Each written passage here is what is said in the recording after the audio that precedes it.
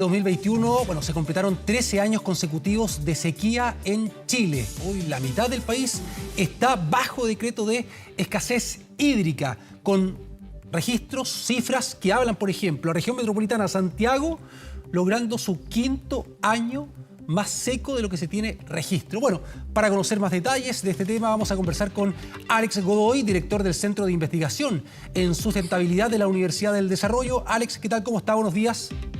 Hola, ¿cómo están todos? Un gusto saludar. Igualmente, primero que todo, en términos generales, teniendo en cuenta estas cifras, estas estadísticas, lo que nos preocupa, ¿cómo estamos enfrentando a nivel local la amenaza del calentamiento global? A ver, de dulce y a gras, digamos. Ya, o sea, para partir, lo que tú dijiste es algo que llevan 5 años y yo te desafío, tú estás profesión de las comunicaciones, llevas mucho tiempo en televisión y en los medios, de que tú recuerdes de que nosotros hayamos tenido planes de adaptación, por ejemplo, a este tema. La sequía se veía como una especie de fenómeno que se decretaba. Empezamos a alegar mucho contra el Código de Agua, contra la distribución de derechos, no obstante es un fenómeno físico, que en el último reporte del IPCC que se publicó este año, demuestra de que la tendencia es una tendencia global.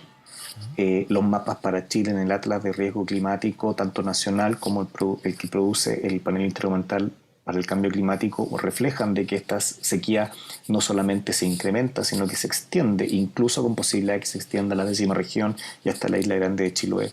Por lo tanto, la información estaba. Los planes han sido lentos. O sea, tenemos recién, primero hay cambios en la institucionalidad, se ha propuesto una subsecretaría del agua. Vamos a ver si la nueva administración del presidente electo Gabriel Boric va a cambiar eso por algún nuevo tipo de institucionalidad que no sabemos. Pero no obstante, las obras en el territorio son muy escasas. O sea, si tú me preguntas hoy día, ¿tenemos obras en el territorio que permitan conservar, aumentar la eficiencia o buscar nuevas fuentes? Yo digo que es muy poco. Claro. Y lamentablemente esa toma de decisiones implica que si tomamos las decisiones hoy día, una vez que estas entren en operación, vamos a tener un proceso de retardo de 4 o 5 años. Claro, o sea, en su momento, teniendo en cuenta lo que usted expresaba, Alex, no una proyección, no algo a largo plazo, y usted ya lo esbozaba, teniendo en cuenta lo que viene ahora, ¿cuáles son las medidas que debería hacer el gobierno para enfrentar esta situación que nos afecta y que nos afecta hace harto años? Mira, desde el punto de vista de la ciencia estuvo arriba, digamos. O sea, nosotros ya lo hemos publicado, el Comité Científico de Cambio Climático del Ministerio lo ha dicho, hemos sacado reportes, nosotros mismos participamos del IPCC, por lo tanto, en un fondo la información está ahí nuevo y digamos que esto se va a grabar. ¿Qué es lo que falta? Si tú me preguntas, a mí esto suena muy ciútico, pero en realidad ahora sí se requiere. Estos que se llaman alianzas público-privadas tenemos que trabajar en 2 grandes áreas. ¿Ya? La primera gran área es seguridad hídrica. Y seguridad hídrica significa satisfacer el abastecimiento para el consumo humano y el acceso humano, digamos, para labores básicas, teniendo que hoy día zanjar cuánto es lo que por lo menos un habitante nacional necesita. O sea, discúlpame, nosotros sabemos que en promedio, nosotros ¿qué es lo que hacemos? Para hacerle un cálculo rápido y la gente lo entienda. Tomamos el consumo de agua que tiene la gente, por ejemplo, en una ciudad, y lo dividimos por el número de días. Entonces nosotros decimos, bueno, si consumimos 1000 y lo dividiste en 100 días, consumiste 1. Y ese cálculo en términos del consumo. Entonces uno dice, mira, un ser humano normal, los promedios son 128 litros diarios, lo que significa que tú aproximadamente estás entre los 3 y los 5 metros cúbicos al día, 3.000 a los 5.000 litros de agua al mes, y diariamente tú te gastas 128, 160 litros al día, o sea, en la ducha 60, 70, lavarte los dientes, comer, etc. La pregunta es, ¿cuánto es el nivel mínimo que nosotros requerimos para esas funciones, las funciones típicas que tú tienes, por ejemplo, en casa, por ejemplo? ¿Ya? Entonces, ¿qué es lo que un poco cuando tú te hablas del minuto cero, cuando estaba en la Ciudad del Cabo, ¿te acuerdas? El año pasado, en el cual la Ciudad del Cabo, digamos, llegó a un nivel que se llama el minuto cero. estamos hablando de 50 litros por habitante, 70, ¿cuánto es lo que nosotros tenemos que asegurar? Y ese aseguramiento es algo que tiene que hacerse junto con sanitaria, junto con estudiar, por ejemplo, las pérdidas a través de la distribución en ciudades. Por ejemplo, si nos enfocamos en ciudades, cuánto es lo que requiere la gente en el campo rural y cuánta agua tenemos disponible o no, que son los cauces pluviales. Y por otro lado es la seguridad alimentaria. La seguridad alimentaria en términos de que obviamente a menor cantidad de agua nosotros vamos a tener menor producción agrícola. Y eso significa una escasez de alimentos, un encarecimiento de los alimentos y por tanto un encarecimiento también de la canasta básica que ya la hemos vivido, ojo, por temas de pandemia. De hecho, el Diario Financiero, disculpa que lo nombre, pero el Diario Financiero ya ha publicado cómo cambió la canasta durante este tipo de evento y cómo ha aumentado el nivel del costo de los factores por este tipo de escasez hídrica. Por lo tanto, el gobierno en este minuto requiere de alianzas entre comillas público-privadas, pero ahora en serio, que permitan reducir esa incertidumbre que hoy ya tenemos. Claro, a propósito de esta alianza, ¿no? Público-privada, ¿y las empresas saben cuáles son sus amenazas, ¿no? en estos términos de calentamiento global? Mira, hay dos frentes en tu pregunta. La primera es que sí, ellos saben porque lo están viviendo, o sea, ellos saben que hay una disminución de caudales.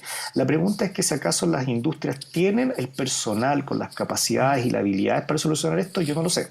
Ya. ¿Y por qué te lo digo esto? Porque significa que cuando hablamos de que una empresa, una compañía se enfrenta a una amenaza climática, significa que la persona que está atrás ya no puede ser, por ejemplo, no sé, simplemente alguien que viene del área de la ciencia económico-administrativa, que piensa que, digamos, transando cosas esto se va a solucionar. Ya. Necesitamos saber, por ejemplo, gestión de riesgo climático, necesitamos entender qué es una amenaza climática.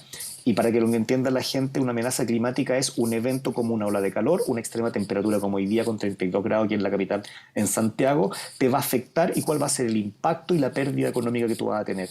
Ese tipo de conocimiento es muy particular y se necesita desarrollar para cada una de las compañías. No es algo que yo por ejemplo, soy Alex Godoy, experto, me cambio hoy día de la minería, mañana me voy al agro. No, no es tan así.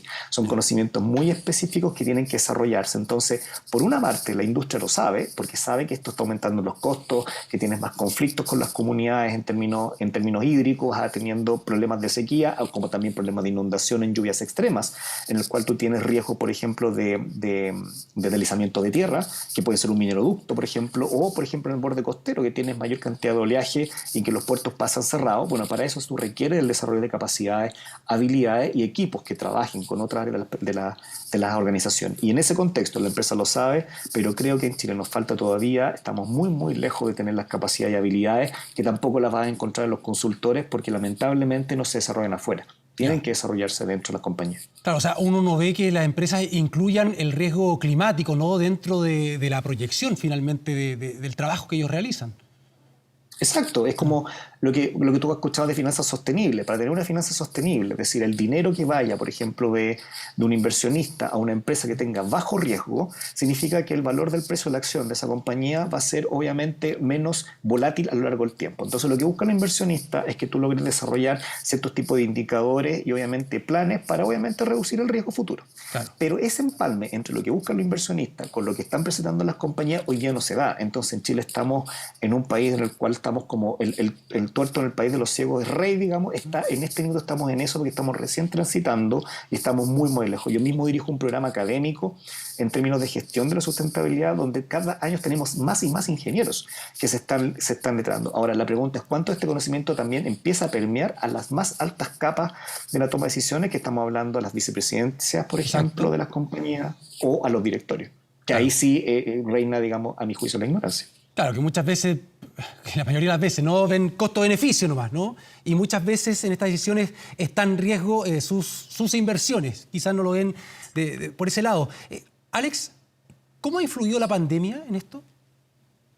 Muchísimo. O sea, la pandemia lo que hace es, primero, piensa tú que las empresas funcionan con cadenas logísticas, con cadenas de abastecimiento que van, por ejemplo, en el caso de alimentos, desde el agricultor hasta tu plato en la mesa. Para ponértelo en una caricatura. Entonces, perfecto. Dicho eso, cuando tú te comes una alcachofa o chilena, que ya no hay, o el espárrago chileno que nosotros lo importamos, el de Perú, digamos, porque en Chile ya no se produce, o el mismo tomate limachino que a nosotros nos gusta comer, significa que nosotros tenemos que tener una producción, que a veces una producción es un agricultor que tiene un cuartel, que es una fracción de una hectárea, ¿ya? Esa persona tiene que tener las habilidades para reducir sus propias vulnerabilidades, tiene que tener las habilidades para enfrentar un riesgo climático, y a veces estamos hablando con gente gente que es bastante humilde. Entonces tú vienes como un gran retail a comprar a esas comunidades y tú dices, bueno, ¿cómo yo dialogo con comunidades que tienen que funcionar con cooperativas, con cadenas de frío? Y hablamos de lo que técnicamente se llama la disrupción de las cadenas logísticas de alimentos. Dicho eso, se pierde mucho alimento, o sea, se produce menos en la forma del agricultor. No solamente se pierden menos alimentos, sino que a su vez se pierden alimentos dentro de esta cadena logística, que tiene que ver con cadenas de enfriamiento, y obviamente eso empieza a mermar también la calidad de los alimentos, claro, y a pagarse un precio menor, lo que significa aumento de la cesantía y de la migración del sector rural a las grandes ciudades, y obviamente el encarecimiento de los alimentos frescos, que son lo que nosotros encontramos en las ferias libres o, por ejemplo, en el retail, lo que se llaman los frescos. Claro. Con estos registros que daba anteriormente con Santiago, ¿no?, que mostró su 5º año más seco desde que se tiene registro, ¿no?, de la historia, ¿qué tan cercano estamos, por ejemplo, aquí en la región metropolitana, del racionamiento de agua, del agua potable, llevándolo al consumo que tiene la ciudadanía? Va a depender.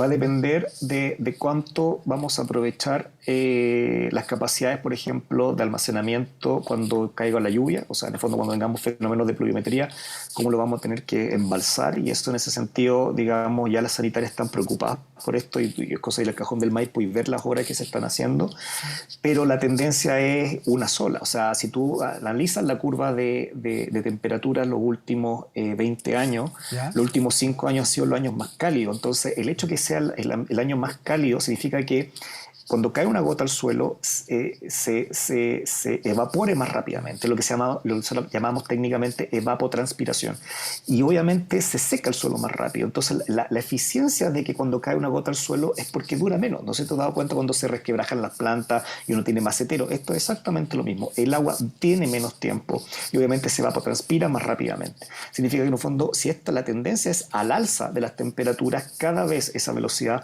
va a ser cada vez más rápida, y esa evapotranspiración va a afectar no solamente al suelo, que es lo que nosotros vemos como sequía, que es menos cantidad de agua como contenido de mezcla en el suelo, sino que van a tener menos agua en los caudales, porque obviamente también el agua se evapora en los caudales, como, claro, también en los reservorios de agua. O sea, esto es como que la gente dice, hagamos más embalse, sí, pero el embalse no está exento de que también se evapotranspire. No sé si me voy a entender. Sí, o sea, en un fondo es como, o sea, todo funciona en términos de termodinámica, en el cual aumenta la temperatura y obviamente el agua pasa de la fase líquida a la fase vapor. Por lo tanto, vamos a ver impactos a nivel de los caudales, que ya estamos viendo una disminución progresiva de los caudales, menos duración, por ejemplo, del material nivoso que vamos a ver en los cerros. O sea, la nieve va a durar cada vez menos tiempo, lo que significa cada vez menos reservorios de agua para también los caudales, y así sucesivamente, y vamos a ver cada vez más gente buscando agua en napas subterráneas y gastando energía para poder extraer esa agua que no se va a recargar, porque producto de que obviamente como cae menos lluvia no se infiltra en la napa subterránea y no se puede recargar. Por tanto, este fenómeno requiere ya de una ingeniería mayor. Ya no podemos quejarnos simplemente por una institucionalidad o un código de agua, nada, es un fenómeno físico que requiere meternos la mano al bolsillo y obviamente elaborar estrategias que sean de conservación, de reuso, de eficiencia y de nuevas fuentes de agua, que por qué no también lo que han hecho incluso los israelitas, que es la extracción a partir de la humedad del aire. Exacto. Bueno, interesante y preocupante, ¿no?, respecto a este tema. Alex Godoy, director del Centro de Investigación en Sustentabilidad de la Universidad del Desarrollo, le queremos agradecer por este diálogo, por este contacto. Gracias a ustedes por el espacio de poder explicar este fenómeno que ya es una realidad y por tenerlo siempre en su noticiero. Un abrazo a la distancia. Un abrazo, que esté muy bien. Muchas gracias.